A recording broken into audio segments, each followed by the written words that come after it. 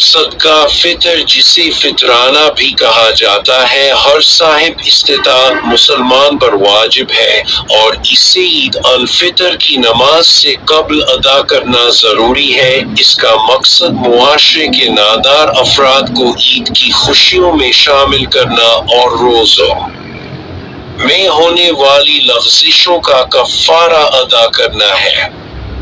پاکستان میں صدقہ فطر کی مقدار کا تعین 4 اجناس کی بنیاد پر کیا جاتا ہے۔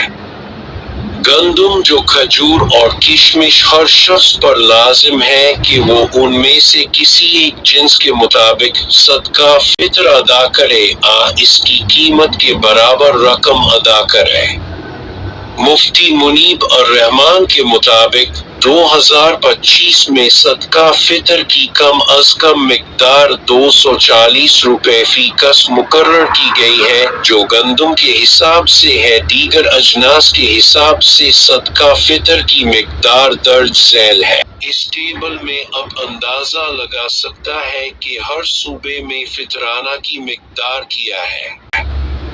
یہ قیمتیں 2025 کے لیے ہے اور مقامی مارکیٹ کے نرخوں کے مطابق تبدیل ہو سکتی ہیں، لہذا صدقہ فطر ادا کرنے سے پہلے اپنے علاقے میں ان اجناس کی موجودہ قیمتوں کا معلوم کرنا مستحب ہے۔